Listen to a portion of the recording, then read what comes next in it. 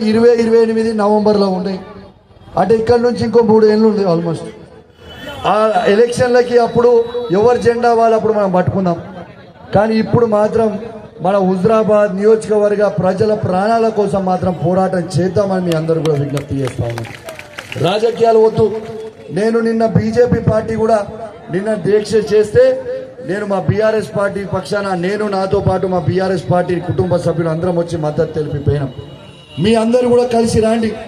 నేను గౌరవ ఎంపీ గారు బండి సంజయ్ గారికి, గౌరవ మాజీ శాసనసభ్యుడు మల్కాజిగిరి ఎంపీ అయిన ఈటల రాజేందర్ గారిని, మరియు ఇక్కడ పోటీ చేసిన కాంగ్రెస్ మిత్రుని, ఇవాళ ఎమ్మెల్సీ ఉన్న వారిని దయచేసి మనందరము నలుగురం కలిసి ఒక వేదిక మీద కూర్చుందాం.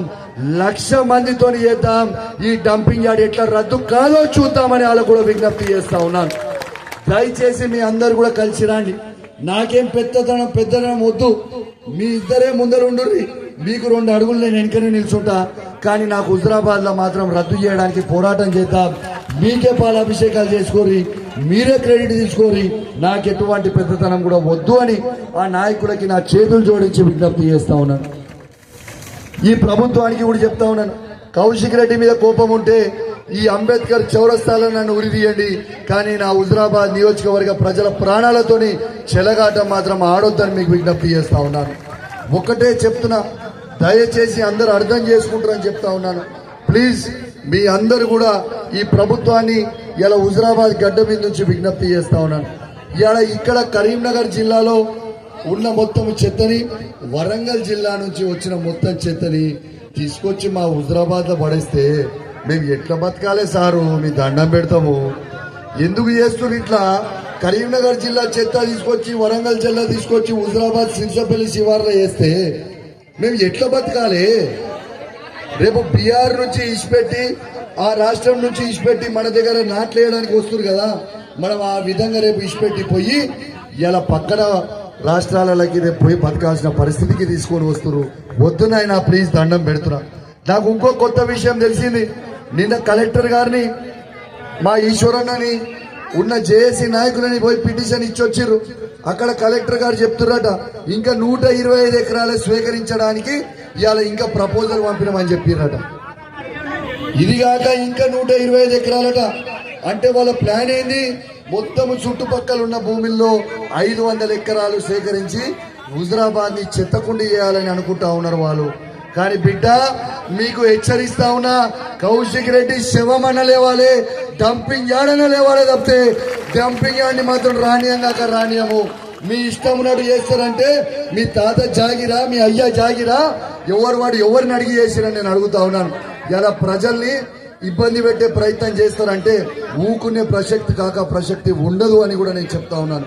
ఇలా చాలా శాంతియుతంగా చేస్తా ఉన్నాం. ఎందుకు? నేను కూడా రాజకీయాలు మాట్లాడొద్దు, అందరినీ కలుపుకొని పోవాలి, ఆ డంపింగ్ యార్డ్ అనేది ఎత్తేయాలనేది నా ఆలోచన తప్పితే నా రాజకీయాలు చేసి ఉన్న ఆలోచన కాదు. కానీ రానున్న రోజుల్లో మీరు గిట్లా ఇదే విధంగా చేస్తే మాత్రం తీవ్రమైన ఉద్యమం జరుగుతుంది. హుజరాబాద్ గడ్డ అంటేనే పోరాటాల అడ్డా అనేది ప్రభుత్వం మర్చిపోతూ ఇలా ఢిల్లీ మెడలు వంచి ఇలా తెలంగాణని తీసుకొచ్చిన గడ్డ ఈ హుజరాబాద్ అడ్డా అనే ముచ్చట మర్చిపోతుందని చెప్పి సందర్భంగా తెలియజేస్తా ఉన్నాం. భాగ్యం పోరాటాలు కొత్త కాదు, ఇంకా ఉధృతం చేస్తాం. రేపు రాబోయే రోజుల్లో ప్రకటన రాకపోతే మాత్రం, ప్రభుత్వం మేలుకోకపోతే మాత్రం తప్పకుండా చెప్తా ఉన్నాను, చాలా తీవ్రమైన ఉద్యమాలు జరుగుతాయి. ఇవాళ కూడా నాకు తెలుసు, చాలా మంది మిత్రులు ఫోన్లు చేసి ఊర్లలో పోకుర్రి ఆడికి చేయకుర్రి.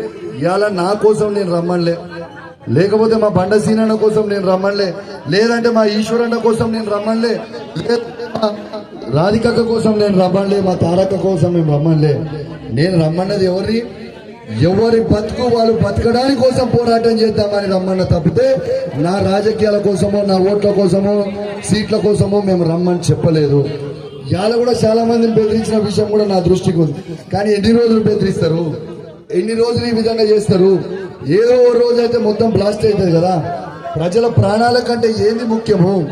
నేనే విజ్ఞప్తి చేస్తున్నా, మీ అందరు ముందర కూర్చోర్రి, 2 అడుగులు వెనుక కూర్చున్నా. స్టేజ్ వెనుక కూర్చోమంటే స్టేజ్ వెనుకనే కూర్చుంటా, మీరే ముందర కూర్చోరు. కానీ డంపింగ్ యార్డ్ని మాత్రం దయచేసి రద్దు చేయండి. నేను ఈ వేదిక నుంచి ఇంకోటి కూడా పిలుపునిస్తున్నా. ఇదేదో ఉట్టి హుజరాబాద్ పట్టణం హుజరాబాద్ మండలం అయ్యేది కాదు. ఈ ఎఫెక్ట్ చుట్టుపక్కల ఉన్న 50 కిలోమీటర్లకు పడుతుంది. మీ చుట్టాలలో కూడా చెప్పుర్రి. హుజరాబాద్ మండలంకి ఎఫెక్ట్, హుజరాబాద్ పట్టణంకి ఎఫెక్ట్, వీణవంక మండలంకి ఎఫెక్ట్, జమ్మికుంట మండలంకి ఎఫెక్ట్, జమ్మికుంట పట్టణం ఎఫెక్ట్, ఇల్లంతకుంట మండలం, కమలాపూర్ మండలం, ఎల్కతుర్తి మండలం, భీమదేవరపల్లి మండలం, సైదాపూర్ మండలం, కేశవపట్నం మండలం, మానకొండూరు మండలం. ఇవన్నీ కూడా రేపు మన పరిస్థితి గోవిందా గోవిందా ఆ పరిస్థితికి అయితే. కాబట్టి ప్రజలందరూ కూడా గమనించాలి. ఈ నేను చెప్పిన మండలాలలో ఉన్న ప్రతి మనిషి, ఆ గ్రామాలలో ఉన్న ప్రతి మనిషి గమనించాలి. ఇది ఎంత ప్రమాదకరం అవుతుందో అనేది గమనించాలి. ఏడాది దాకా 16వ రోజుకి జేఏసీ ఆధ్వర్యంలో ఈడ టెంట్ వేసుకొని కూర్చోవడం జరిగింది. ఇలా వేలాది మంది తరలిస్తుంటే టెంట్ కూడా ఏనిస్తలేరు పోలీసు వాళ్ళు. కానీ పోలీసు వాళ్ళకు కూడా విజ్ఞప్తి చేస్తున్నా, సార్ మీరు కూడా రావాలి, తప్పకుండా చేయాలని మీకు కూడా విజ్ఞప్తి చేస్తా ఉన్నా. మీ అందరు కూడా సహకరించాలని కూడా విజ్ఞప్తి చేస్తా ఉన్నాను. దయచేసి ప్రజలందరూ కూడా అప్రమత్తంగా ఉండాలి. ఎవరు కూడా రేపు పొద్దున 10 గంటల వరకు ఎవరు ఇక్కడ నుంచి లేవద్దు. నేను కూడా విన్నామనుకుంటా, గిన్నెమనుకుంటాం నేల మీద మీతో. నిజం. మనం ఎందుకు చెప్తున్నా అంటే ఇలా 3-4 వేల మంది మనం ఇట్లా రోడ్ల మీద పడుకుంటే ఇది ప్రభుత్వానికి, ఇలా మీరు 3-4 వేల మంది మనం రోడ్డు మీద పట్టుకుంటే ఎంత మెసేజ్ పోతుందా పోదా?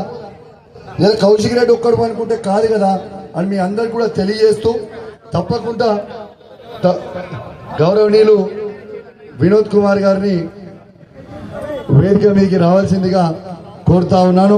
మనకి దీక్షకి మద్దతుగా మన మాజీ పార్లమెంట్ సభ్యులు వినోద్ కుమార్ గారు కూడా ఇవాళ రావడం జరిగింది. వినోద్ కుమార్ గారు కూడా అందరికీ